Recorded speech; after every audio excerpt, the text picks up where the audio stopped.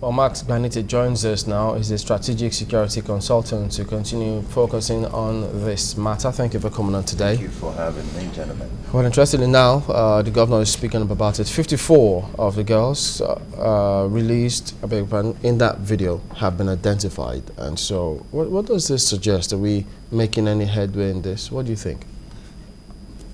First of all, I want to thank the Department of Security Services for the brilliant work they have done regarding the Nyanya bombing, which we will come back to. Then back to the governor's comment. I have my reservations regarding the manner with which this particular governor says one thing, his body language means something other than what he has said. How? And we have also seen the newspaper this morning when a brilliant paper that is beginning to be quite tempestuous, like Vanguard, tells Nigerians that 77 kids have been identified by their parents. And now the governor comes out to say there are 54. Who identify them? Why are the parents of these children missing in action? Where is the chairman of the local government? Where does he fit into all this equation? He is yet to give a comment. I think the identification of the children should be left to the people of Chibok and the security agencies. When you say the people of Chibok, who, the local government chairman? I believe that the Nigerian security agencies should, at this particular point in time, if they are not doing it already, be in Chibok with an enlarged photograph of these children. And I asked every parent who claims to have a missing child to come and line up and identify their children. It is not for the governor to come out openly and say 54 have been identified. These are very sensitive issues. If it is only 54, who are those other children? Who are their parents? Are those other children Nigerians, Nigerians, Chadians, Igbos, Yoruba? So something is not quite kosher. We can't toy with these things. We are now at a very serious stage. So you're saying that if, for instance, maybe the parents, maybe through someone coordinating, identifies and then passes the information to the governor, he shouldn't tell No, I think the governor is in a hurry to give out information. This is not Nollywood nor Kannywood. We are at a very serious junction. But remember that they had said that if any information was going to be given out, it's got to be from the state government. Well, if the state government gets that information, you people have also told us that there is a media center now that has been set up by the federal government.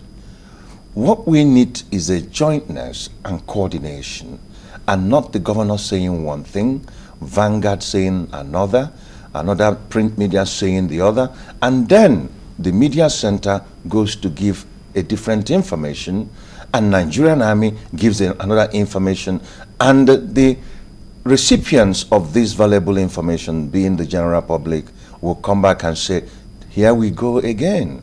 Nigerian Army is misinforming Nigerians. The federal government are misinforming Nigerians.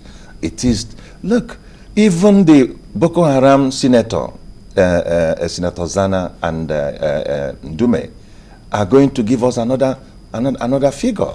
So I think we need to be very careful until there's no rush. Let us be careful and be very certain that these children are the children that are missing from Chibok. No, if I'm coming here, this misinformation you're talking about, it's like there's a picture of confusion somewhere. Is it desperation or just a lack of information that's causing the misinformation we're hearing back and forth? I like your choice of language, confusion, and let me perhaps expand that by saying a grand conspiracy somewhere. Why do I say that? There are so many unanswered questions ab initio on this particular issue. But what is also very disturbing, particularly now that we are in the, how many days now, 20 or 29? 30. Okay, now, since this issue of Bring Back Our Children started, the international community have agreed to assist us with their fantastic technologies. Yet, the briefing we saw where these children were exposed appears to have been done in an open sky. Are you telling me that Nigeria, being a country of interest to the international community, and that area being an area of interest, that the satellites being deployed by these international community, the intelligence surveillance network they have, could not give real time as to the location where that information was given to Nigerians from? If that were to be the case, Nigerian security agencies would have known the actual coordinate of where these children are sitting outside and talking. So somebody is feeding something, somebody is holding back information, and we can't just accept it all in totality. This country was predicted to break in 2015. And members of the National Assembly made noise about it. What are we doing to prevent that prediction? And what is relationship to the international community in making sure that that prediction works? I'm not saying that the coalition of international assistance is furthering this breakup, but I'm trying to say that we need to shine our eyes and open our eyes. Something in the language of the Jewish community is not kosher. So what exactly do you think is happening? Because we keep talking about figures, but basically one thing that we really can't run away from is the fact that some people are missing. People are missing indeed. And sorry to cut you there, because when Yemi Adamulekun came on, she also had to remind us of those young girls who were also taken away when they attacked Buniyadi, where those boys were killed. Some other girls were reported to have been taken away. So nobody has said anything about those girls. And now we're talking about Chibok. Perhaps we should all focus now on those that are missing instead of, well, what is happening now. That is the prime objective of this government, I want to believe, to have them released. But let us rewind events before coming to where we are at this particular point in time. When it was announced that the girls were missing, it is also, I have information that there was a principal in Chibok who was a Christian, or who is a Christian, and she was replaced with another principal who is the Muslim. The right to change principals is the prerogative of the governor through his commissioner for education. Why such decision was made is up to them. Now, topography and location of Chibok. When you're going from Maiduguri to Chibok, the difficult terrains makes it very lengthy journey. If there were tarred roads, you probably make Chibok in an hour and a half or two from Maiduguri. But the journey takes close to 4 hours to get there.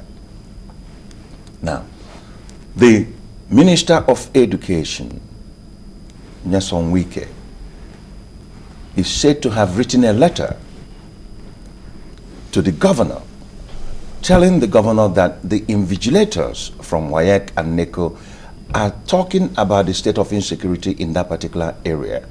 If the exams can be moved to a safer location like the capital city, where security can be properly maintained. It is also a fact that the governor met with the community and promised to provide security for these children. there is also information that close to 500 students were taking this exam. And as we speak, or as of yesterday, 346 of them are in another location taking the exam. Why is somebody hiding that information? Why did the governor not listen to information coming from the center? Why did the governor promise to provide security that he didn't provide at the critical time? But what we are now hearing... But the state was under emergency, so security must have been taken over from him by the government at the center, the federal government, well, isn't it? Well, the DPO also acknowledged on camera that he was not aware that there's an exam being taken in that school. That means the federal government believed the governor who said he's going to provide security. So at some point, there was a miscommunication between the governor and the federal government as to provision of security. I said this some time ago when the federal government decided to to close all federal government schools in the area, resulting in the killing in Yobe State. And I said I am worried about what will happen to children that are in state school, and that the state need to emulate this. Why do I say that? When there was a civil war in Nigeria, most schools in the southeast were not really fully functioning because of evacuation. And the Biafran civil defense had an evacuation method, so that if the federal troops come in at a particular point in time, there is a smooth evacuation of all children. At this particular point in time, there is a disjointness between the government of Borno and that of the federal government, and that disturbs me, because when there is a state of emergency, those things need to be taken care of. And that is why I feel that in the next level of state of emergency, perhaps all the governors in the affected state should be downgraded, and we appoint military governors to head those places so that we can know if we can put this thing in the bud.